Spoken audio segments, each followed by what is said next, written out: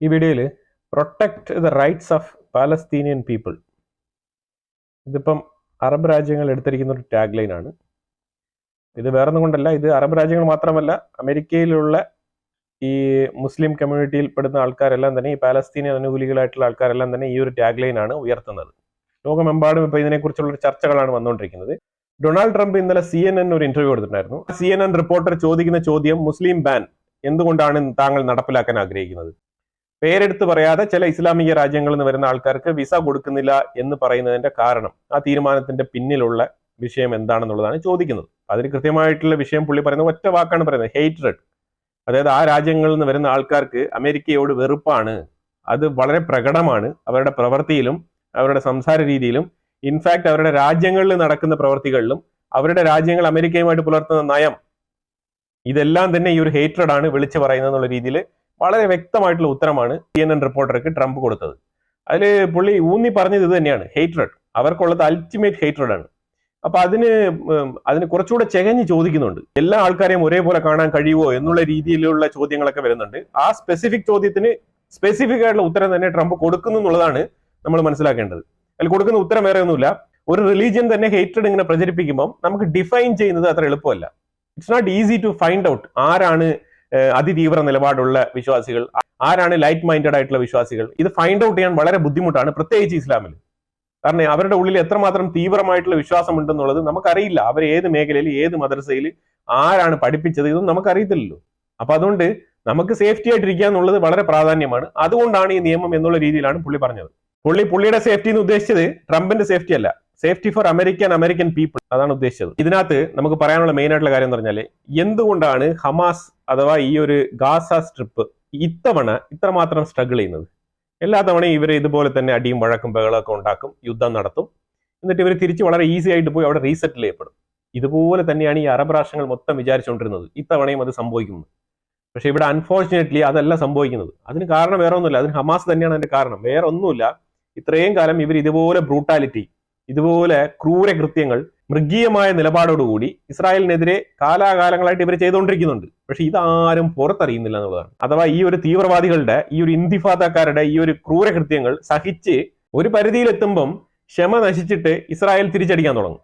അങ്ങനെ തിരിച്ചടിക്കാൻ തുടങ്ങുമ്പോഴത്തേക്കും അൽ ജസീറ ഉൾപ്പെടെ ഇതേപോലെ കുറെ മാധ്യമങ്ങളുണ്ട്, ഇവർ വന്ന് ഇസ്രായേലിന്റെ ആക്രമണം അതിരൂക്ഷമായ നിലയിൽ ഗാസയിൽ എന്നൊക്കെ പറഞ്ഞുകൊണ്ട് ഗാസയുടെ പിക്ചർ എടുത്ത് അത് ഭയങ്കരമായിട്ട് സിമ്പത്തൈസ് ചെയ്യുക, ആ രീതിയിലുള്ള പോർട്രേ ചെയ്തുള്ള റിപ്പോർട്ടുകളാണ് പുറത്തു വന്നുകൊണ്ടിരിക്കുന്നത്. അപ്പൊ എന്ത് ചെയ്യും? 1, 2, 3, ഒരാഴ്ച 2 ആഴ്ച ഇങ്ങനെ കഴിഞ്ഞ ആക്രമണം കടന്നു പോകുമ്പോഴത്തേക്കും ഇസ്രായേലിന്റെ മേളിൽ സ്വാഭാവികമായിട്ടൊരു പ്രഷർ വരും. ഇസ്രായേൽ ഒരു സീസ് ഫയർ അങ്ങ് സമ്മതിക്കും, എഗ്രിമെന്റ് ഒക്കെ വെച്ച് അവർ ഒതുങ്ങും. ഈ രീതി തന്നെയാണ് തുടർച്ചയായിട്ട് കണ്ടിന്യൂ ആയിക്കൊണ്ടിരുന്നത്. പക്ഷേ ഇത്തവണ ഹമാസ് ചെയ്ത ഒരു മിസ്റ്റേക്ക് എന്ന് പറഞ്ഞാല്, അവർക്ക് തന്നെ ഒരു അഭിമാനകരമായ രീതിയിൽ അവരെന്ത് ചെയ്ത് ഷൂട്ട് ചെയ്ത്. ബൈ ഡീഫോൾട്ട് ഇപ്പോഴത്തെ മൊബൈൽ ക്യാമറ പോലും നല്ല ക്ലാരിറ്റിയോട് കൂടിയാണ് കാര്യങ്ങളൊക്കെ ഷൂട്ട് ചെയ്യുന്നത്. അപ്പൊ ആ രീതിയിൽ ഷൂട്ട് ചെയ്ത് ഇതെല്ലാം 4K റെസൊല്യൂഷനിൽ, നല്ല രീതിയിൽ 4K റെസൊല്യൂഷനിലാണ് ഷൂട്ട് ചെയ്തത്. ഈ ഷൂട്ട് ചെയ്തതൊക്കെ എന്താണ്? ഇസ്രായേലിന്റെ ഉള്ളിൽ ഗേറ്റ് ഒക്കെ പൊളിച്ചിട്ട് അകത്ത് പോയിട്ട് ഇവർ ചെയ്ത നല്ല കാര്യമാണോ ഇവർ ഷൂട്ട് ചെയ്തത്? ഇവർ കല്യാണ വീഡിയോ അല്ലെ മാരേജ് വീഡിയോ ആണ്, ഇവർ എന്തെങ്കിലും ഫംഗ്ഷൻ സെലിബ്രേഷൻ വീഡിയോ ആണ് ഇവർ ഷൂട്ട് ചെയ്തത്? ഇവർ ഷൂട്ട് ചെയ്തത് മൊത്തം ബ്രൂട്ടാലിറ്റിയാണ്, ഇസ്രായേൽ ജനതയോട് കാണിച്ച ബ്രൂട്ടാലിറ്റി. ഇത് നല്ല 4K റെസൊല്യൂഷനിൽ ഷൂട്ട് ചെയ്താണ് ഇവർ പുറം ലോകത്ത് എത്തിച്ചത്. ഇതാണ് ഇവർക്ക് ഏറ്റവും വലിയ പ്രശ്നമായത്. ഇന്ന് അറബ് രാഷ്ട്രങ്ങൾ ഈ ഒരു ഗാസ സ്ട്രിപ്പിന് വേണ്ടിയിട്ട് പോയി വാദിച്ച് ജയിക്കാൻ പറ്റാത്തത്, അല്ലെങ്കിൽ ഒരു പ്രോപ്പർ ആയിട്ട് ഒരു നെഗോസിയേഷൻ മുന്നോട്ട് കൊണ്ടുപോകാൻ കഴിയാത്തത് എന്തുകൊണ്ടാണെന്ന് പറഞ്ഞാൽ, ഈ ഹമാസ് ഷൂട്ട് ചെയ്ത് പുറത്തുവിട്ട ഈ ഒരു വീഡിയോ ക്ലിപ്പിംഗ് ആണ് അതിന്റെ ഏറ്റവും വലിയ പ്രധാനപ്പെട്ട കാരണം. നെതന്യാഹു ഇത്തവണത്തെ ട്രിപ്പിൽ ഈ വീഡിയോ ക്ലിപ്പ് എടുത്തുകൊണ്ട് പോയിട്ടുണ്ട്. അത് കൃത്യമായിട്ട് ട്രംപിനെ ഏൽപ്പിച്ചിട്ടുണ്ട്. ട്രംപിനെ ഇരുത്തി അത് പ്ലേ ചെയ്ത് കാണിച്ചിട്ടുണ്ട് എന്നുള്ളതാണ്. ഇത് കണ്ടു കഴിഞ്ഞാൽ ഏതെങ്കിലും ഒരു മനുഷ്യൻ പിന്നെ തീരുമാനിക്കുമോ ഈ ഗാസയ്ക്ക് അനുകൂലമായിട്ട്? നിങ്ങൾ സ്വയമേ ആലോചിച്ച് നോക്കൂ. ഇതില് ഇറസ്പെക്റ്റീവ് ഓഫ് റിലീജിയൻ, നിങ്ങൾ മുസ്ലിം ആയിക്കോ, ഹിന്ദു ആയിക്കോ, ക്രിസ്ത്യൻ ആയിക്കോ, ഏത് റിലീജിയൻ ആയിക്കോ, വെറുതെ നേരം വെളുക്കുമ്പോൾ ഒരു ദിവസം ഇങ്ങനെ ഗേറ്റ് പൊളിച്ചു പോവുക, ആൾക്കാരെ മൊത്തത്തിൽ ഇങ്ങനെ ബ്രൂട്ടലായിട്ട് അവരെ വധിക്കുക, ഇതാണല്ലോ ചെയ്തത്. ആ വീഡിയോ കണ്ടു കഴിഞ്ഞാൽ എല്ലാവർക്കും മനസ്സിലാവും എവിടെയൊക്കെ ഏതൊക്കെ രീതിയിലാണ് ബോഡികൾ കിടന്നതെന്നുള്ളതൊക്കെ വളരെ വ്യക്തമാണ്. ഈ രീതിയിലുള്ള തീവ്രവാദ പ്രവർത്തനം ചെയ്തിട്ട് എനിക്ക് ഗാസ വേണം, ഗാസ വേണം, ഗാസ വേണം എന്ന് പറഞ്ഞുകൊണ്ട് ഇങ്ങനെ പാടിക്കൊണ്ടിരിക്കാനേ പറ്റുള്ളൂ. കാരണം യഥാർത്ഥത്തിൽ ഹമാസിന്റെ മുഖം എന്താണെന്നുള്ളത് സ്വയമേ നിങ്ങൾ വീഡിയോ പിടിച്ച് വെളിയിൽ കാണിച്ചിട്ടുണ്ട്. യു എക്സ്പോസ്ഡ് യുവർ സെൽഫ്, അതാണ് സംഭവിച്ചത്. അപ്പൊ ഇന്നത്തെ ഒരു കാലഘട്ടത്തിൽ ഞങ്ങൾ ഒന്നും ചെയ്തില്ല, ഞങ്ങൾ കല്ലെടുത്ത് എറിഞ്ഞതേ ഉള്ളൂ, ഇസ്രായേൽ അങ്ങ് നിരയൊഴിക്കുകയാണ് ചെയ്തത്, ആ രീതിയിലുള്ള ഇനിയുള്ള ആ ഒരു ഡ്രാമ സ്റ്റോറി, ഫേക്ക് നറേറ്റീവ്സ്, ഇതൊന്നും ഇനി നടക്കത്തില്ല. കാരണം നിങ്ങൾ ചെയ്തത് നിങ്ങൾ തന്നെ റിവീൽ ചെയ്ത് കഴിഞ്ഞതാണ്. ഘോര TV-യിൽ നിന്ന് പ്രസംഗിക്കുന്നുണ്ടായിരുന്നു. എന്താണ് ഞങ്ങൾ ചെയ്തത്? ഞങ്ങളുടെ റെസിസ്റ്റൻസ് ആണ്. എന്ത് റെസിസ്റ്റൻസ്? ഒരു ദിവസം രാവിലെ സുപ്രഭാതത്തിൽ അങ്ങ് അടിച്ചു കയറി പോകുന്നതാ? ഏത് രീതിയിലുള്ള റെസിസ്റ്റൻസ് ആണ്? October 7 ആക്രമണം നടത്തിക്കൊണ്ട് മാത്രമേ നിങ്ങൾക്ക് 2 സ്റ്റേറ്റ് പുഷ് ചെയ്യാൻ പറ്റുള്ളൂ. ഇനിയുള്ള കാലത്ത് ചർച്ചകൾക്ക് മാത്രമേ പരിഹാരം കാണാൻ കഴിയൂ. അത് ആദ്യം മനസ്സിലാക്കിക്കൊണ്ട് മുന്നോട്ട് പോവുക. ഇപ്പൊ ഹമാസിനും ഗാസയ്ക്കും ഒരു ഫേവർ കിട്ടാത്തത് വേറൊന്നും കൊണ്ടല്ല, അവർ ചെയ്ത ബ്രൂട്ടാലിറ്റി കൊണ്ടാണ്. അതാണ് ഏറ്റവും വലിയ കാര്യം. ആ ബ്രൂട്ടാലിറ്റി ലോകം കണ്ടു കഴിഞ്ഞു. അതാണ് അവർക്ക് ഒരു ഫേവർ ഇപ്പൊ കിട്ടാത്തത്. ഇനിയെങ്കിലും ഈ മലയാളി ഹമാസ് ഒന്ന് ചിന്തിക്കണം. എന്തുകൊണ്ടാണ് ലോകത്തുള്ള ഒരു വിഭാഗം ആൾക്കാർ ഗാസയെയും ഹമാസിനെയും എതിർക്കുന്നു എന്നുള്ളതിന്റെ ഉത്തരമാണ് ഞാനിപ്പോൾ തന്നത്. ഇനി വളരെ ഇമ്പോർട്ടന്റ് ആയിട്ടുള്ള ചില നിർണായക വിവരങ്ങൾ പുറത്തു വന്നിട്ടുണ്ട്. ഇത് കുറച്ച് ഡേറ്റാ ബേസ്ഡ് ആണ്. ഈ ഡേറ്റാ ബേസിൽ നമ്മൾ അനലൈസ് ചെയ്ത് നോക്കിയപ്പോഴത്തേക്കും മനസ്സിലാക്കാൻ പറ്റിയത് US aid LGBTQ കമ്മ്യൂണിറ്റിയെ പ്രൊമോട്ട് ചെയ്തിട്ടുണ്ട്. അപ്പൊ അതിനുവേണ്ടി പോയിട്ടുള്ള ഫണ്ടുകളാണ് ഇന്ന് ഞാൻ ലിസ്റ്റ് ചെയ്യുന്നത്. ഏജൻസി ഫോർ ഇന്റർനാഷണൽ ഡെവലപ്മെന്റ് അതിന് വേണ്ടിയിട്ട് കൊടുക്കുന്ന ഫണ്ടിങ് ആണ്. 100 രാജ്യങ്ങളിലധികം ഒരു ഫണ്ട് കൊടുത്തിട്ടുണ്ട് എന്നാണ് ഇതിനകത്ത് മനസ്സിലാക്കാൻ പറ്റുന്നത്. ഇതിനകത്ത് സ്പെഷ്യലി ഒരു പർട്ടിക്കുലർ കമ്മ്യൂണിറ്റിയെ പ്രോത്സാഹിപ്പിക്കാൻ വേണ്ടിയിട്ട് ഒരുപാട് ഫണ്ട് പോയിട്ടുണ്ട്. ഒരു ഹീറോയ്ക്ക് പരിവേഷം കിട്ടിയിട്ടുണ്ട് ട്രംപിന് അമേരിക്കയുടെ ഉള്ളിൽ. ഹീറോ ആരെന്ന് പറഞ്ഞാൽ ട്രംപ് തന്നെയാണ്. ഇനി 2 വില്ലന്മാർ. ഈ വില്ലന്മാർ ആർക്കാണ്? ഈ വില്ലന്മാർ ശരിക്കും പറഞ്ഞാൽ ഡെമോക്രാറ്റ്. അത് ശരിക്കും പറഞ്ഞാൽ ഗേറ്റ്സ് ഫൗണ്ടേഷൻ ആവാം, ബിൽ ഗേറ്റ്സിന്റെ ഫൗണ്ടേഷൻ ആവാം, അഥവാ ബ്ലാക്ക് റോക്ക് സംഘടനയുമായിട്ട് ബന്ധപ്പെട്ട ഹിലറി ക്ലിന്റന്റെ സംഘടനയാവാം, ഇനി ഒബാമ ആ ടീമുകളാവാം, ഹണ്ടർ ബൈഡൻ ടീമുകളാവാം, ഏതും ആവാം. ഇവർക്കുള്ള വില്ലനായിട്ട് ഇപ്പൊ കരുതപ്പെടുന്നത് 2 ആണ്. ഒന്ന്, US aid ഒരു വില്ലനായിട്ട് അവർ കാണുന്നുണ്ട്. കാരണം അവര് US aidനെ വെച്ചിട്ടാണ് ഇത്രയും നാളും സർവൈവ് ചെയ്തുകൊണ്ടിരുന്നത്. അതിപ്പോ എക്സ്പോസ് ചെയ്യപ്പെടുന്നു. 2, ഡോജ്. ട്രംപ് അതറൈസ് ചെയ്ത് ഇലോൺ മസ്ക് നയിക്കുന്ന ഡോജ് എന്ന് പറഞ്ഞ ആ ഒരു സംരംഭം. അപ്പൊ ഇതിനകത്ത് ഈ ഡോജിനെ പലരും കുറ്റപ്പെടുത്തുന്നുണ്ട്. അത് എന്തുകൊണ്ടെന്ന് പറഞ്ഞാൽ ഇലോൺ മസ്കിന്റെ കയ്യിൽ കൊടുത്തതുകൊണ്ട്, വേറെ ഒന്നും കൊണ്ടല്ല. വേറെ ആരും കുറ്റപ്പെടുത്തുന്നില്ല. ഇതേപോലെ ഈ തലപ്പത്തിരിക്കുന്ന ബിൽ ഗേറ്റ്സ് ഫൗണ്ടേഷനുമായിട്ട് ബന്ധപ്പെട്ട ആൾക്കാർ, അതുപോലെ തന്നെ ഈ ഒരു ഹിലറി ക്ലിന്റൺ ഫൗണ്ടേഷനുമായിട്ട് ബന്ധപ്പെട്ട ആൾക്കാർ, ഗ്ലോബൽ റെഫ്യൂജിയുമായിട്ട് ബന്ധപ്പെട്ട ആൾക്കാർ, ഇവരൊക്കെ ഈ ഒരു ഇലോൺ മസ്കിനെ പോയിന്റ് ഔട്ട് ചെയ്യുന്നുണ്ട്. കാരണം വേറെ ഒന്നുമില്ല, ഇലോൺ മസ്ക് ഒരു ബിസിനസ്മാൻ ആണ്. അപ്പൊ അയാൾക്ക് കോമ്പറ്റീറ്റീവ് നിലയിലുള്ള ഒരുപാട് കമ്പനികൾ ഓപ്പോസിറ്റ് ആയിട്ടുണ്ട്. അവരെയൊക്കെ ടാർഗറ്റ് ചെയ്യാനുള്ള സാധ്യത ഉണ്ട് എന്നാണ് ആരോപണം വരുന്നത്. പക്ഷേ ട്രംപ് ഇതിനകത്ത് ഉറച്ചു നിൽക്കുന്നത് അങ്ങനെയല്ല. ഇത് US aidൽ നിന്നും കിട്ടിയ ഡേറ്റ പ്രകാരം, ആ ഒരു ഡേറ്റ ത്രൂ ആർക്കൊക്കെ ഫണ്ട് പോയിട്ടുണ്ട് എന്നുള്ളതിനെ കൃത്യമായിട്ട് വിലയിരുത്തിക്കൊണ്ട് രേഖകൾ പ്രകാരമാണ്, ഫാക്ട് ഷീറ്റ് ഉണ്ട്, ഫാക്ട് പ്രകാരമാണ്. അപ്പൊ അതിനുള്ള ഉത്തരമാണ് നിങ്ങൾ കൊടുക്കേണ്ടത്. ആ ഉത്തരം കൊടുത്തു കഴിഞ്ഞാൽ കഴിഞ്ഞല്ലോ. പിന്നെ എന്തിനാണ് അതിനകത്ത് ടാർഗറ്റ്? ഇലോൺ മസ്ക് ബിസിനസ്മാൻ ആണ്, അതുകൊണ്ട് ടാർഗറ്റ് ചെയ്യും. ഇതിന്റെ ഈ വാദങ്ങൾക്കൊന്നും യാതൊരു പ്രസക്തി ഇല്ല എന്നാണ് തള്ളിക്കളഞ്ഞിരിക്കുന്നത്. ഓക്കെ. പിന്നെ ഈ ഒരു US aidൽ നിന്നും ഏറ്റവും കൂടുതൽ 3 കാറ്റഗറിക്കാണ് ഫണ്ട് പോയിരിക്കുന്നത്. 1 ഹെൽത്ത്, 2 അഗ്രികൾച്ചർ, 3 എഡ്യൂക്കേഷൻ.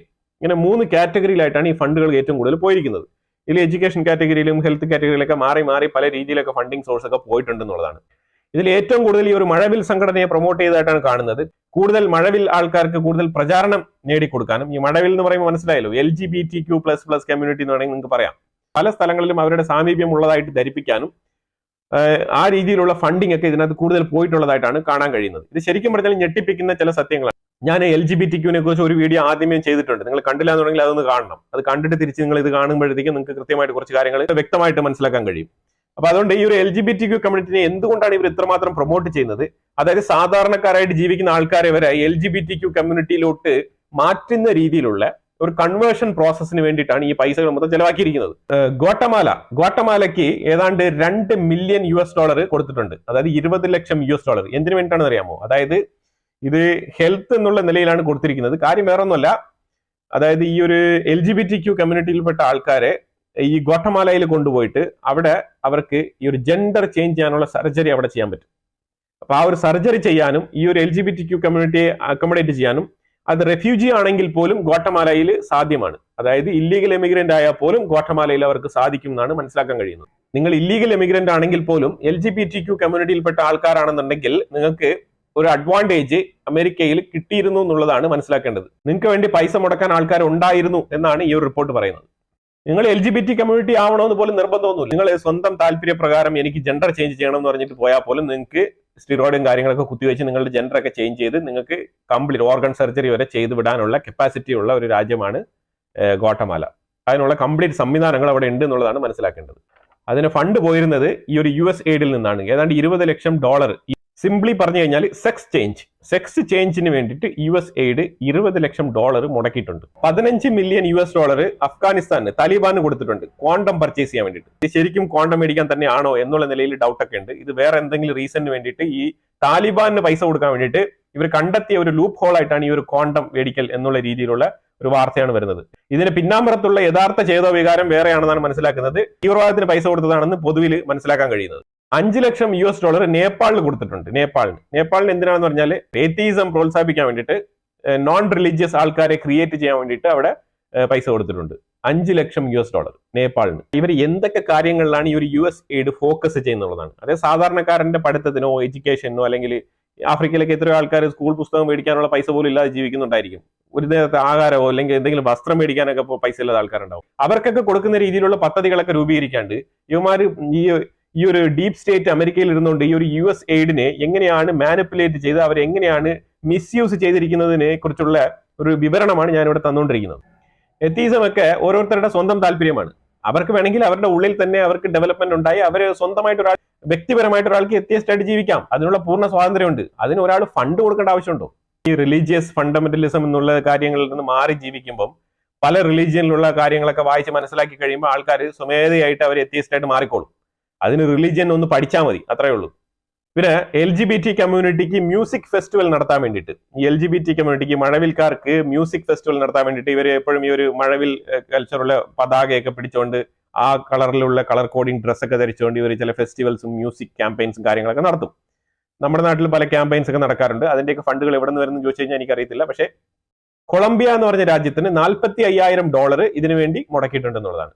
എന്തിനു വേണ്ടിയിട്ട്? ഈ ഒരു മ്യൂസിക് ഫെസ്റ്റിവൽ LGBTQയുടെ മ്യൂസിക് ഫെസ്റ്റിവൽ നടത്താൻ വേണ്ടിയിട്ടാണ് അവർ ചെലവാക്കുന്നത്. അതായത് ഇത് മൊത്തത്തിൽ ആ ഒരു തീമായിരിക്കും, LGBTQ തീമായിരിക്കും. ഇതിനകത്ത് മ്യൂസിക് ഫെസ്റ്റിവലിന് ആർക്ക് വേണേലും പങ്കെടുക്കാം. ഓപ്പൺ മ്യൂസിക് ഫെസ്റ്റിവൽ ആണ്. അപ്പൊ അതിനകത്ത് പോകുന്ന ആൾക്കാരെല്ലാം നിങ്ങൾക്ക് ഒരു കോഡ് ഉണ്ടാവും. ഇതാണ് കോഡ്. LGBTQന്റെ വസ്ത്രധാരണ, ആ രീതിയിലുള്ള വസ്ത്രധാരണ മീൻസ് ആ ഒരു കളർ കോഡ്, ആ ഒരു ഫ്ലാഗ് അറിയാമല്ലോ, മഴവിൽ ഫ്ലാഗ്, ആ രീതിയിലുള്ള ഡ്രസ് കോഡിങ്, ആ രീതിയിലുള്ള ഫ്ലാഗ്, ആ രീതിയിലുള്ള സിമ്പിൾ, ആ രീതിയിലുള്ള ടാറ്റു എന്തെങ്കിലും ഫേസിൽ, ആ രീതിയിൽ സിംബോളിക് ആയിട്ട് എന്തെങ്കിലും കാണിച്ചുകൊണ്ടേ ആ ഒരു ഫെസ്റ്റിവലിൽ പങ്കെടുക്കാൻ പറ്റും. അപ്പോൾ ഒറ്റ നോട്ടത്തിൽ എന്തായിരിക്കും, ഇത്രമാത്രം LGBTQ ആൾക്കാരാ, ഈ രീതിയിൽ ഇങ്ങനെ ഒരു കമ്മ്യൂണിറ്റി ഡെവലപ്പ് ആവുന്നോ? ഇതൊരു വ്യൂ കൊടുക്കും ഗ്ലോബലി തന്നെ. ഇത് കണ്ടു വളരുന്ന ഒരു യങ്സ്റ്റേഴ്സിന്റെ മാനസികാവസ്ഥ എന്തായിരിക്കും? നോർമലൈസ് ചെയ്യാനുള്ള ഒരു ഏർപ്പാടാണ് നടത്തിക്കൊണ്ടിരുന്നത്. ഈ വീഡിയോ കേട്ടോണ്ടിരിക്കുന്ന ആൾക്കാർ മനസ്സിലാക്കേണ്ടതെന്ന് പറഞ്ഞാൽ ഇങ്ങനെ ഒരു കമ്മ്യൂണിറ്റി ഇത്രമാത്രം ബൂമിംഗ് ആയിട്ട് ഇല്ല എന്നുള്ളതാണ് മനസ്സിലാക്കേണ്ടത്. ഇത് ജസ്റ്റ് ക്രിയേറ്റ് ചെയ്യപ്പെട്ട ഒരു മായാബിംബമാണ്. ആ രീതിയിലാണ് ഇത് ശരിക്കും പറഞ്ഞാൽ ഇങ്ങനെ കെട്ടിപ്പൊക്കി കൊണ്ടുവന്ന ഒരു സംരംഭമാണ്. ഇതിന്റെ ഉള്ളിലൊന്നുമില്ല, പൊള്ളയാണെന്നുള്ളതാണ് മനസ്സിലാക്കേണ്ടത്. ഇതുപോലെ ഒരു ഡ്രാഗ് ഷോ നടത്താൻ വേണ്ടിയിട്ട് ഇക്വഡാറിന് ഏതാണ്ട് $20,600 മുടക്കിയിട്ടുണ്ട്. ഒരു ഡ്രാഗ് ഷോ ഇങ്ങനെ LGBT കമ്മ്യൂണിറ്റി പോർട്രേ ചെയ്ത് കാണിക്കാൻ വേണ്ടി മാത്രം 350 മില്യൺ ഗാസയിൽ ചെലവാക്കിയിട്ടുണ്ടെന്നാണ് പറയുന്നത്. ഇതിന്റെ റീസൺ വ്യക്തമല്ല. ഇത് തീർച്ചയായിട്ടും ഇതിന്റെ ചോദ്യമുന ബൈഡനിലേക്ക് നീളും എന്നാണ് അറിയാൻ കഴിയുന്നത്. 350 മില്യൺ ഗാസയിൽ എന്തിനു വേണ്ടി കൊടുത്തു? ഗാസയ്ക്ക് ഉള്ളിൽ പൈസ കൊടുക്കാൻ യുണൈറ്റഡ് നേഷൻസ് ത്രൂ ഉള്ള സംഘടനകളാണ് അവിടെ ശരിക്കും പറഞ്ഞാൽ ഓത്തറൈസ്ഡ്. UNRWA അതുപോലത്തെ സംഘടനകളൊക്കെ അവിടെ ഉണ്ട്. അത് കൂടാതെ റെഡ് ക്രോസ് പോലത്തെ സംഘടനകൾ അവിടെ ഉണ്ട്. ഇതിലൊക്കെ ഉപരിയായിട്ട് നിങ്ങൾ US എയ്ഡിൽ നിന്നും എങ്ങനെയാണ് ഡയറക്റ്റ് ആയിട്ട് 350 മില്യൺ ഗാസയ്ക്ക് നിങ്ങൾ കൊടുത്തത്? ഇത് എന്തിനു കൊടുത്തു? ആർക്ക് കൊടുത്തു? ഇത് ഹമാസിനെ സഹായിക്കാൻ വേണ്ടി കൊടുത്തതായിട്ടാണ് റഷ്യയിൽ നിന്ന് പുടിനാണ് ഇത് ആരോപിച്ചിരിക്കുന്നത്. ഇത് ചെറിയ കളിയല്ല, ഇത് ലോകമെമ്പാടും ചർച്ച ചെയ്യപ്പെട്ടുകൊണ്ടിരിക്കുന്ന വിഷയങ്ങളാണ്. ഇതൊന്നും ചർച്ച ചെയ്യാൻ നമ്മുടെ നാട്ടിലെ മാധ്യമങ്ങൾക്കുള്ള കപ്പാസിറ്റി ഇല്ല. അവരിതിനെക്കുറിച്ച് ചിന്തിക്കുന്നില്ല. അവരെ ബാധിക്കുന്ന വിഷയവുമല്ല ഇത്. അവർക്ക് ജസ്റ്റ് സിമ്പതി, ഗാസയെക്കുറിച്ച് ബാക്ക്ഗ്രൗണ്ടിൽ 2 സ്ലോ മോഷൻ മ്യൂസിക് ഒക്കെ ഇട്ട് സിമ്പതിയൊക്കെ ക്രിയേറ്റ് ചെയ്ത് ജസ്റ്റ് പൊലിപ്പിക്കുക, അത് മാത്രമേ നമ്മുടെ മാധ്യമങ്ങൾക്ക് പറഞ്ഞിട്ടുള്ളൂ. ഒരു റബ്ബിഷ് ബിഹേവിയർ ചെയ്തിട്ടുണ്ട്. അതെന്താണെന്ന് അറിയാമോ?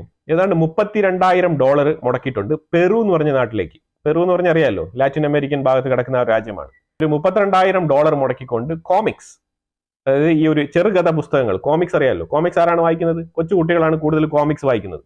ആ കോമിക്സ് പുസ്തകങ്ങൾ LGBTQ കമ്മ്യൂണിറ്റി പ്രോത്സാഹിപ്പിക്കുന്ന രീതിയിലുള്ള, അതായത് ജെൻഡർ ബയാസ്ഡ് അല്ലാത്ത കോമിക് സ്റ്റോറികൾ നിറഞ്ഞ പുസ്തകം സെറ്റ് ചെയ്ത് കൊടുത്തിട്ടുണ്ട് അവിടെ പെറുവില്. മൊത്തത്തിൽ ആ കോമിക് അങ്ങ് അടിച്ചിറക്കിയിരിക്കുകയാണ്. ഇത് മൊത്തം വായിക്കുന്ന കുട്ടികൾ എന്താവണം? ജെൻഡർ ന്യൂട്രാലിറ്റിയുമായിട്ട് അങ്ങ് നടക്കണം. അവൻ ആണാണോ പെണ്ണാണോ എന്ന് അവന് തന്നെ തിരിച്ചറിയാൻ പറ്റാത്ത അവസ്ഥയിൽ, അവർ ജെൻഡർ ഡിസൈഡ് ചെയ്യാൻ പറ്റാത്ത അവസ്ഥയിലേക്ക് മാറി തീരണം. അങ്ങനെ ജെൻഡർ ന്യൂട്രലൈസ് ചെയ്യാൻ വേണ്ടിയിട്ടുള്ള പുസ്തകങ്ങൾ, കോമിക് പുസ്തകങ്ങൾ അടിച്ചിറക്കിയിട്ടുണ്ട്. ഇതൊക്കെ എത്ര ഭയാനകമായിട്ടുള്ള കാര്യങ്ങളാണ്. നിങ്ങൾ ആരാണ് ഒരു കുട്ടികളുടെ ജെൻഡർ തീരുമാനിക്കാൻ? അത് അവർ തീരുമാനിച്ചോളും. അതിന് നിങ്ങളൊരു ബയാസ്ഡ് ആയിട്ട് പുസ്തകം പഠിച്ചിറക്കേണ്ട കാര്യമുണ്ടോ? ഇതൊക്കെ US എയ്ഡിൽ നിന്നും ഫണ്ട് പോയിട്ടാണെന്നുള്ളത് മനസ്സിലാക്കിക്കോണം. ഇതിൽ നിന്ന് എന്താണ് മനസ്സിലാക്കാന്ന് പറഞ്ഞാൽ US പൈസ കൊടുക്കുക, അത്രേ ഉള്ളൂ. പിന്നെ ഈ പൈസ മേടിച്ചുകൊണ്ട് പോയിട്ട് യുവമാർ എന്ത് ചെയ്യുന്നു, എന്ത് കാര്യത്തിനാണ് ഈ പൈസ ഉപയോഗിക്കുന്നത്, ഇതിനെക്കുറിച്ചുള്ള അക്കൗണ്ടബിലിറ്റിയോ ഇതിന്റെ ഒരു കണക്ക് എന്താണെന്നുള്ളത് ഡീറ്റെയിൽ ആയിട്ട് ഇവര് റീകോൾ ചെയ്യാത്തതിന്റെ പ്രശ്നമാണെന്നാണ് മനസ്സിലാക്കാൻ പറ്റുന്നത്. ഇവരുടെ അടുത്ത് ഏതെങ്കിലും ഒരു NGO സംഘടനയായിരിക്കും ഈ പൈസ മേടിക്കുന്നത്. ആ NGO സംഘടന ഇങ്ങനത്തെ ചില റാസ്കൽസ് ടീമുമായിട്ടായിരിക്കും കണക്ഷൻ. ഇത് ശരിക്കും പറഞ്ഞാൽ ഈ ഒരു ഏജൻസി ഫോർ ഇന്റർനാഷണൽ ഡെവലപ്മെന്റ് ആയിട്ടുള്ള ഈ ഒരു USAID ഇത് അറിയണം എന്നില്ല. അതാണ് ഇവിടെ സംഭവിച്ചുകൊണ്ടിരിക്കുന്നത്. പക്ഷെ ഇത് ഒരു രാജ്യം ഭരിക്കുന്ന ആൾക്കാർ ഇതിനെക്കുറിച്ച് അവെയർ ആയിരിക്കണം എന്നുള്ളതാണ് കാര്യം. ഇത് പണമിടപാടാണ്, ജനങ്ങളുടെ ടാക്സ് പൈസ എടുത്തുകൊണ്ടാണ് ഈ കളി കളിക്കുന്നത്. അപ്പൊ തീർച്ചയായിട്ടും ഉത്തരവാദിത്ത ബോധത്തോടു കൂടി ഇത് ചെയ്യേണ്ട കാര്യമായിരുന്നു. അല്ലാന്നുണ്ടെങ്കിൽ ഉത്തരവാദിത്തപ്പെട്ട ആൾക്കാർ ഇതിനു വേണ്ടിയിട്ടുള്ള നിയമ നടപടികൾക്ക് വിധേയമാകേണ്ടതാണ്. അത് നിർബന്ധമായിട്ടുള്ള കാര്യമാണ്. അഫ്ഗാനിസ്ഥാന് കുറെ ഫണ്ട് കൊടുത്തില്ലേ, ഇത് ശരിക്കും പറഞ്ഞാൽ അവരുടെ മറ്റേ ലഹരി കൃഷി അത് ചെയ്യാൻ വേണ്ടിയിട്ടാണെന്നാണ് പൊതുവിൽ പറഞ്ഞു വരുന്നത്. ചൈന എന്ന് പറഞ്ഞ രാജ്യത്തിനെതിരെയുള്ള നടപടിക്രമങ്ങളുമായിട്ട് ഡൊണാൾഡ് ട്രംപ് വളരെ ശക്തമായി മുന്നോട്ട് പോവാണ്. അതായത് ചൈനയുടെ BRI എന്ന് പറഞ്ഞ ബെൽറ്റ് ആൻഡ് റോഡ് ഇനിഷ്യേറ്റീവ് എന്ന് പറഞ്ഞ ആ ഒരു പദ്ധതിയിൽ നിന്നും ആദ്യം പുറത്തു പോകുന്ന ഒരു ലാറ്റിൻ അമേരിക്കൻ രാജ്യം എന്ന് പറഞ്ഞാൽ അത് പനാമയാണ്. പനാമ ഈ ഒരു പദ്ധതിയിൽ നിന്നും വിട്ടുമാറിയിരിക്കുകയാണ്. ചൈനയെ അവർ പനാമ കനാൽ ഭാഗത്ത് നിന്ന് എടുത്തു മാറ്റുന്നതിന്റെ ഭാഗമായിട്ടാണ് ഈ ഒരു വിഷയം സംഭവിച്ചിരിക്കുന്നത്. ഇത് ഡൊണാൾഡ് ട്രംപിന്റെ ഒരു ഡിപ്ലോമാറ്റിക് സക്സസ് ആയിട്ട് തന്നെയാണ് കരുതപ്പെടുന്നത്. US ലോ മേക്കേഴ്സ് എന്ന് പറഞ്ഞാൽ വേറെ ആരുമില്ല. അപ്പൊ അവിടെ പാർലമെന്റ് നിങ്ങൾ ഉദ്ദേശിച്ചു, പാർലമെന്റിലുള്ള MP സ്ഥാനത്തിലുള്ള ആൾക്കാർ തന്നെയാണ് ഈ ഒരു ലോ മേക്കേഴ്സ് എന്ന് പറയുന്നത്. ആ ഒരു പൊസിഷനിൽ, ആ ഒരു റാങ്കിൽ വരുന്ന ആൾക്കാരാണ്. അപ്പൊ ആ ലോ മേക്കേഴ്സ് പുഷ് ചെയ്തിരിക്കുകയാണ്. എന്തിനാണ്? അതായത് വൺ ചൈന പോളിസി എടുത്തു കളയാണ്. USA വൺ ചൈന പോളിസി എടുത്തു കളയുകയാണ്. ഇത് ഭയങ്കര തിരിച്ചടിയാണ് ചൈനയ്ക്ക്. ചൈനയെ എത്രമാത്രം പ്രഷർ ഇടാൻ പറ്റും? ഇത് ഞാൻ പറഞ്ഞിട്ടുണ്ട്, ഡൊണാൾഡ് ട്രംപ് ഭയങ്കരമായിട്ട് ഡോമിനേറ്റ് ചെയ്യും. അതിലൊരു ടഫ് നെഗോഷിയേറ്റർ ആണ്. ഞാൻ വീണ്ടും പറയുന്നത് ഇതുകൊണ്ടാണ്. ചൈന ഒരു പടി മുന്നോട്ട് വെക്കുമ്പോഴത്തേക്കും ട്രംപ് 2 പടി മുന്നോട്ട് വെക്കുകയാണ്. വൺ ചൈന പോളിസി എടുത്തു കളയുക, തൈവാനുമായിട്ട് കൂടുതൽ ടൈ അപ്പ് വെക്കുക എന്നുള്ളതാണ് സ്റ്റേറ്റ്മെന്റ് അവിടെ വന്നിരിക്കുന്നത്. ഇനിയും ചൈന ഭയങ്കരമായിട്ട് ഇങ്ങനെ ടഫായിട്ട് നിൽക്കുകയാണെന്നുണ്ടെങ്കിൽ ഇനി ടിബറ്റിന്റെ വിഷയം കൂടെ വരും എന്നുള്ളതാണ് മനസ്സിലാക്കേണ്ടത്. ഇപ്പൊ തൈവാനാണ് one China policy kick out ചെയ്തിട്ട് തൈവാനുമായിട്ട് റിലേഷൻഷിപ്പ് ബിൽഡ് ചെയ്യാനാണ് ഇപ്പോൾ ട്രംപ് പറഞ്ഞുകൊണ്ടിരിക്കുന്നത്. ഈ വൺ ചൈന പോളിസി USA എടുത്തു കളയുമ്പോഴത്തേക്കും ഒരുപാട് രാജ്യങ്ങൾ ഇതിനെ പിന്തുണയ്ക്കും. പ്രത്യേകിച്ച് ഓസ്ട്രേലിയ ഉൾപ്പെടെയുള്ള രാജ്യങ്ങൾക്ക് ഇതിനെ പിന്തുണയ്ക്കും. തൈവാനും അവിടെ ഒരു വിഷയമാകുന്നുണ്ട്. അതുപോലെ തന്നെ ടിബറ്റിന്റെ വിഷയം കൂടെ ചൈനയ്ക്ക് വരുന്നുണ്ട് എന്നുള്ളതാണ് മനസ്സിലാക്കേണ്ടത്. ഇന്നലെ പറഞ്ഞിരുന്നു അറബ് രാഷ്ട്രങ്ങൾ കുറച്ചുകൂടെ എഫക്റ്റീവായിട്ട് തീരുമാനം എടുക്കേണ്ടതുണ്ട്. അപ്പൊ അതുപോലെ തന്നെ ഈജിപ്റ്റ് ഒരു അറബ് സബ്മിറ്റ് വിളിച്ചിരിക്കുകയാണ്. ഫെബ്രുവരി 27 ഒരു അറബ് സബ്മിറ്റ് ഈജിപ്തിൽ കൂടും എന്നാണ് പറയുന്നത്. വേറൊന്നുകൊണ്ട് ഈ ഗാസ വിഷയത്തിനെ കുറിച്ച് ചർച്ച ചെയ്യാൻ വേണ്ടിയിട്ട് മാത്രമാണ്. കാരണം വേറെ ഒന്നല്ല, ട്രംപിന്റെ ഒരു നിലപാട് ഗാസ ഏറ്റെടുക്കും എന്ന് പറഞ്ഞ് ആ ഒരു സ്റ്റേറ്റ്മെന്റിൽ ഇതുവരെ മാറ്റമില്ലാതെ തുടരുന്ന ഒരു ഏർപ്പാടാണ് നടക്കുന്നത്. അപ്പൊ ഇങ്ങനെ മാറ്റമില്ലാതെ മുന്നോട്ട് പോയി കഴിഞ്ഞാൽ സ്വമേധയായിട്ട് ഒഴിഞ്ഞു പോകുന്ന ഒരു സാഹചര്യം ചിലപ്പോൾ ഉണ്ടായെന്ന് വരാം. നമ്മുടെ പ്രീവിയസ് വീഡിയോയിൽ നമ്മൾ പറഞ്ഞിട്ടുണ്ട് ഇതുപോലെ 44% യുവാക്കള് അവിടെ നിന്ന് പുറത്തു പോകാൻ ആഗ്രഹിക്കുന്നു എന്ന് പറഞ്ഞിട്ട്. അപ്പൊ ഈ റിപ്പോർട്ടുകളൊക്കെ അവരും വായിച്ചിട്ടുണ്ടാവും. ഗവൺമെന്റ് തലത്തിൽ ഇതൊക്കെ അവരുടെ സ്പൈ ഏജൻസികൾ ഇതൊക്കെ മനസ്സിലാക്കിക്കൊണ്ട് തന്നെയാണ് മുന്നോട്ട് പോകുന്നത്. അപ്പൊ എന്തായാലും അറബ് മീറ്റിംഗ് അവർ സംഘടിപ്പിക്കുകയാണ്. എന്താണ് ചെയ്തു കൂട്ടാൻ പോകുന്നത്, ഏത് രീതിയിലാണ്, ഏത് മുഖം വെച്ചിട്ടാണ് അവിടെ പോയിട്ട് നെഗോഷിയേറ്റ് ചെയ്യാൻ പോകുന്നത്. നെഗോഷിയേറ്റ് ചെയ്യാൻ വേണ്ടി പോകുമ്പോൾ തന്നെ ട്രംപ് ആ വീഡിയോ എടുത്ത് അങ്ങ് ഇടും, ഇതാണ് ഹമാസ് ചെയ്തത്, ഇതിന് എന്ത് ഉത്തരമാണ് നിങ്ങൾക്ക് പറയാനുള്ളതെന്ന്. അപ്പൊ ഇവരൊക്കെ തലയും ഇവർ ഓൾറെഡി തന്നെ തലയിൽ തുണി ഇട്ടിട്ടുണ്ട്. അപ്പൊ ആ തുണി കുറച്ചുകൂടെ മുഖത്തൂടെ വലിച്ചിട്ടിട്ട് കുനിഞ്ഞിരിക്കേണ്ട ഒരു ഏർപ്പാടായിരിക്കും വരിക എന്നുള്ളത്. ഈ ഒരു സംഭവം സംഭവിക്കാനുള്ള സാധ്യതയുണ്ട്. ട്രംപ് തീവ്രവാദത്തിനെ കുറിച്ച് 2017 തന്നെ നല്ലൊരു സ്പീച്ച് അറബ് സബ്മിറ്റിൽ നടത്തിയിട്ടുണ്ടായിരുന്നു. അതൊക്കെ കേട്ടിട്ട് ഇവര് തലയും കുനിഞ്ഞിരുന്ന ആൾക്കാർ തന്നെയാണ്. ഇനി ഒരിക്കൽ കൂടി അതേപോലെ കുനിഞ്ഞിരിക്കേണ്ട ഒരു അവസ്ഥയാണ് വന്നിരിക്കുന്നത്. ഇത് വെറുതെ പറയുന്നതല്ല. ട്രംപിന്റെ മുന്നിൽ പോയി ഇരുന്ന് നെഗോഷിയേറ്റ് ചെയ്യാനുള്ള ഒരു കെൽപ്പും ഇവിടെ ഒരു അറബ് രാഷ്ട്രത്തിന് ഇല്ലാതെ പോയിരിക്കുകയാണ്. അത് ഹമാസ് ഒരു ഒക്ടോബർ 7 വീഡിയോ എടുത്ത് ഉള്ള വിലയും കൂടെ കളഞ്ഞ് കുളിച്ച് ഒരു രീതിയിലും നെഗോഷിയേറ്റ് ചെയ്യാൻ പറ്റാത്ത അവസ്ഥയിൽ അറബ് രാഷ്ട്രങ്ങളെ മൊത്തം നാണം കെടുത്തുന്ന ഏർപ്പാടായിട്ട് മാറ്റി വെച്ചിരിക്കുകയാണ് ഹമാസ്. ഇബ്രാഹിം കലീൻ എന്ന് പറഞ്ഞ അയാളുടെ ഫോട്ടോ ആണ് നിങ്ങൾ കാണുന്നത്. ഇയാള് തുർക്കിയുടെ സ്പൈ ഏജന്റ് ആണ്. സ്പൈ ഏജന്റിന്റെ ഹെഡ് ആണെന്ന് വെച്ചോ. ഇയാൾ ഇറാനിലേക്ക് പോയിരിക്കുകയാണ്. വേറെ ഒന്നുമല്ല, സിറിയയുടെ അവസ്ഥയെക്കുറിച്ച് ഡിസ്കസ് ചെയ്യാൻ. അവർക്ക് ഈ കുർദുകളെ അറ്റാക്ക് ചെയ്യണം. അതുപോലെ തന്നെ അവിടുത്തെ കുറെ തീവ്രവാദ സംഘടനകളുണ്ട്, ചെറുകിട സംഘടനകൾ. ഇവരെയൊക്കെ ഈ ഒരു SMEs, സ്മോൾ ആൻഡ് മീഡിയം, നമ്മുടെ നാട്ടിലൊക്കെ ചെറുകിട വ്യവസായമില്ല, അതുപോലെയാണ് സിറിയയിൽ ചെറുകിട വ്യവസായികളായിട്ടുള്ള തീവ്രവാദികൾ. ചെറുകിട വ്യവസായ തീവ്രവാദ സംഘം അങ്ങനെ വേണമെങ്കിൽ പറയാം. അപ്പൊ ആ രീതിയിൽ ഇവിടെ ചെറുകിട ആൾക്കാരെയൊക്കെ അടിച്ചു ഒതുക്കാൻ വേണ്ടിയിട്ടുള്ള ഒരു സഹായം വേണം. അപ്പൊ അതിന് ആദ്യമേ തന്നെ മുൻകൂട്ടി ഞങ്ങൾ ഇതൊക്കെ ചെയ്യാൻ പോകുന്നു എന്നുള്ള ഒരു പ്ലാൻ ഡിസ്കസ് ചെയ്യാൻ വേണ്ടിയിട്ടാണ് ഇറാനിൽ പോയിരിക്കുന്നത്. ഇറാൻ എന്ന് പറഞ്ഞാൽ അറിയാമല്ലോ, ഇറാൻ ശരിക്കും തുർക്കിയെടുത്ത് ഓക്കെ എന്ന് പറയും, എന്നിട്ട് പുറകെ കൂടെ പണിയും കൊടുക്കും. ഇറാൻ ആയിരിക്കും ആ ചെറുകിട സംഘടനകൾക്കൊക്കെ ആയുധം സപ്ലൈ ചെയ്ത് തിരിച്ചടിക്കാൻ പോകുന്നത്. ഇതിപ്പോ ഇനിയിപ്പം നമ്മൾ പറഞ്ഞ പോലെ സിറിയയ്ക്കുള്ളിൽ തുർക്കിയും ഇറാനും തമ്മിൽ ഒരു ക്ലാഷ് നടക്കാൻ പോവാണ്. ഇറാൻ എന്ന് പറഞ്ഞാൽ ഇറാൻ ഒരിക്കലും ഡയറക്റ്റായിട്ട് വരത്തില്ല. ഇറാൻ അവരുടെ പ്രോക്സികളെ ഇറക്കിയിട്ടായിരിക്കും അവിടെ കളിക്കാൻ പോകുന്നത്. അപ്പൊ പ്രോക്സികളെ ഇറക്കരുതേ എന്ന് പറഞ്ഞ് കാല് പിടിക്കാനാണ് മുൻകൂട്ടി തുർക്കി അവിടെ പോയിരിക്കുന്നത്. പ്രോക്സികൾ എന്ന് പറഞ്ഞാൽ ഏറ്റവും കൂടുതൽ പ്രോക്സികളെ വെച്ച് എങ്ങനെ കൈകാര്യം ചെയ്യണം എന്നുള്ളതിൽ അതിവിദഗ്ധമായിട്ടുള്ള ട്രെയിനിങ്ങും കാര്യങ്ങളൊക്കെ നേടിയ ആൾക്കാരാണ്, അതിവിദഗ്ധന്മാരാണ് ഇറാനിലെ ഖമനി ടീമുകൾ. അപ്പൊ അവരെന്തായാലും ഉറപ്പായിട്ടും തുർക്കിക്കെതിരെ അവിടെ നിന്ന് പണി കൊടുക്കും എന്നുള്ളതാണ് മനസ്സിലാക്കാൻ പറ്റുന്നത്. കാരണം തുർക്കിയാണല്ലോ അവിടെ അസാദിനെ പുറത്താക്കിയത്. അപ്പൊ ആ വൈരാഗ്യം എന്തായാലും ഉണ്ടാവും. അപ്പൊ അതിന് കിട്ടിയ ഒരു അവസരമായിട്ടായിരിക്കും ഇറാൻ ഇതിനെ കാണുന്നത്. ഈ ചർച്ച കൊണ്ടൊന്നും ഒരു ഗുണവുമില്ല, പിന്നെ വെറുതെ അങ്ങോട്ട് പോയി, അത്രേ ഉള്ളൂ. ഇന്നലെ ഒരു 3 ബന്ദികളെ വിട്ട് കിട്ടിയല്ലോ, അവരുടെ ഫോട്ടോ ഞാനിവിടെ കാണിക്കാം, നിങ്ങൾ കണ്ടാൽ മതി. നിങ്ങൾക്ക് തന്നെ മനസ്സിലാവുന്ന കാര്യമാണ്. അതിനകത്ത് ഇവരെ പിടിച്ചുകൊണ്ട് പോയപ്പോൾ ഇവരുടെ രൂപവും അവരെ തിരിച്ചു കിട്ടിയപ്പോഴത്തേക്കുള്ള രൂപവും നിങ്ങൾക്ക് രണ്ടും തമ്മിലുള്ള വ്യത്യാസം വളരെ വ്യക്തമാണ്. അത് വേറെ ഒന്നുമല്ല, ഇസ്രായേലിന്റെ ഉള്ളിൽ ഈ വിഷയം നല്ല രീതിയിൽ ചർച്ചയായിട്ടുണ്ട്. ചർച്ചയായത് വേറെ ഒന്നുമല്ല, ഇത് ശരിക്കും പറഞ്ഞാൽ ഇവർ ജർമ്മനിയിലൊക്കെ ഇവർ അനുഭവിച്ച ഒരു കാലഘട്ടമില്ലേ, 2ാം വേൾഡ് വാറിന്റെ സമയത്ത്, അതിനെ ഓർമ്മിപ്പിക്കുന്ന രീതിയിലാണ് ഈ ഒരു രംഗം എന്നുള്ള രീതിയിലാണ് മനസ്സിലാക്കാൻ പറ്റുന്നത്. ആ റിലീസ് ചെയ്യപ്പെട്ട വ്യക്തികളുടെയൊക്കെ ഷർട്ട് ഊരി നോക്കിയപ്പോഴത്തേക്കും ആ രീതിയിൽ എല്ലും തോലുമായിട്ട് എക്സ്റേ എടുത്തു കഴിഞ്ഞാൽ എങ്ങനെ ഇരിക്കും, ആ രീതിയിലാണ് അവർക്ക് കാണാൻ കഴിഞ്ഞത്. അവിടെ ഈ ബന്ദികൾക്ക് വേണ്ടിയിട്ട് പ്രൊട്ടസ്റ്റ് ചെയ്യുന്ന ആൾക്കാർ പറഞ്ഞിരിക്കുന്നത് വൺ ടൈമിൽ ബാക്കിയുള്ള എല്ലാ ബന്ദികളെയും കൊണ്ടുവരണം എന്നാണ് ആവശ്യപ്പെടുന്നത് നെതന്യാഹുവിന്റെ അടുത്ത്. ഇസ്രായേൽ ഒരു നിർണായക വെളിപ്പെടുത്തലുമായിട്ട് മുന്നോട്ട് വന്നിട്ടുണ്ട്. അത് വേറെ ഒന്നുമല്ല, ഈ October 7 അറ്റാക്ക് നടത്തിയല്ലോ ഈ ഒരു ഹമാസ്, ഈ നടത്തിയ 1 മണിക്കൂറിൽ വിത്തിൻ ആൻ അവർ 1 അവറിൽ UK ഈ പാലസ്തീൻ അനുകൂലികൾ അഥവാ ഇസ്രായേലിനെ എതിർക്കുന്ന ടീമുകൾ, ഈ ഒരു ഹമാസുമായിട്ട് ബന്ധമുള്ള ആൾക്കാർ അവിടുത്തെ പോലീസിൽ റിക്വസ്റ്റ് തേടിയിട്ടുണ്ട്. എന്താണ്, ഞങ്ങൾക്ക് പ്രൊട്ടസ്റ്റ് ചെയ്യാനുള്ള പെർമിഷൻ വേണമെന്ന് പറഞ്ഞിട്ട്, ഇസ്രായേലിനെതിരെ പ്രൊട്ടസ്റ്റ് ചെയ്യാൻ പ്രതികരിക്കാൻ UK പ്രതികരിക്കാൻ വേണ്ടിയിട്ടുള്ള പെർമിഷൻ വേണമെന്ന് പറഞ്ഞിട്ട് UK പോലീസിനെ അപ്രോച്ച് ചെയ്തതായിട്ടാണ് ഈ ഒരു കണ്ടെത്തൽ നടത്തിയിരിക്കുന്നത്. ഈ ഒരു കണ്ടെത്തൽ എന്താണ് സൂചിപ്പിക്കുന്നത് പറഞ്ഞാൽ, ഈ ഒരു October 7 ആക്രമണം കഴിഞ്ഞിട്ട് എത്രയോ ദിവസങ്ങൾ കഴിഞ്ഞിട്ടാണ് ഇസ്രായേൽ ആക്രമണം ഗാസയ്ക്കുള്ളിൽ തുടങ്ങിയത്, എത്രയോ ദിവസങ്ങൾ കഴിഞ്ഞിട്ട്. പക്ഷെ ഇവിടെ നിങ്ങൾ നോക്കേണ്ടത് 1 മണിക്കൂറിൽ UK റിക്വസ്റ്റ് ഇട്ടതാണ്. അപ്പൊ ഇത് പ്രീ പ്ലാൻഡ് ആണ്. അവർ ആഗോള തരത്തിൽ ഇവർ പ്ലാൻ ചെയ്തിട്ടാണ് ഇസ്രായേലിന്റെ ഉള്ളിൽ ഈ ഒരു ആക്രമണം നടത്തിയത് എന്നാണ് ഈ ഒരു കണ്ടെത്തൽ സ്ഥാപിക്കുന്നത്. അവസാനമായിട്ട് ഒരു കാര്യം കൂടെ പറഞ്ഞു വെക്കേണ്ടത്, ബ്രിക്സ് ശരിക്കും പറഞ്ഞാൽ ഞാൻ ഓൾറെഡി തന്നെ ബ്രിക്സ് വീഡിയോ ചെയ്തിട്ടിട്ടുണ്ട്. അപ്പൊ ആ ഒരു ബ്രിക്സ് വീഡിയോയിൽ പറഞ്ഞിട്ടുണ്ട്, അതായത് ട്രംപ് ഭരിക്കുന്ന ഈ ഒരു 4 വർഷം ബ്രിക്സ് കുറച്ച് സൈലന്റ് ആയിരിക്കും. കാരണം വേറെ ഒന്നുമല്ല, പുടിനുമായിട്ട് ട്രംപിന് നല്ല റിലേഷൻഷിപ്പ് ഉണ്ട്, അത് നമ്പർ 1. ഉക്രൈൻ റഷ്യ വാറിൽ ഒരു തീരുമാനമായി കഴിഞ്ഞാൽ, പുടിന് ഫേവർ ആയിട്ടുള്ള ഡിസിഷൻസ് വന്നു കഴിഞ്ഞാൽ, രണ്ടാമത് ഈ റഷ്യയുടെ ഫണ്ടുകൾ കുറെ ഒരു ഫ്രീസ് ചെയ്ത് വെച്ചിട്ടുണ്ട്. ആ ഫ്രീസ് ചെയ്ത ഫണ്ടുകൾ റഷ്യക്ക് കൊടുത്തു കഴിഞ്ഞാൽ അതും സമാധാനിപ്പിക്കാൻ ഒരു പരിധി വരെ ഓക്കെയാണ്. അപ്പൊ ഇന്തോനേഷ്യയുമായിട്ട് നടത്തിയ ചർച്ചയിൽ ഇന്ത്യ ഇന്തോനേഷ്യയെയും കൺവിൻസ് ചെയ്തിട്ടുണ്ട്. എന്തിന്, ഈ ഒരു ഡോളറിനെതിരെ ഇപ്പൊ തൽക്കാലം ബ്രിക്സിൽ ഒരു നടപടിക്കും പോകണ്ടെന്നുള്ളത്. ഇന്ത്യ ഇന്തോനേഷ്യ ഡോളറിനെതിരെ ഇപ്പൊ പോകണ്ടെന്നുള്ള നിലപാടാണ് ബ്രിക്സിൽ എടുത്തിരിക്കുന്നത്.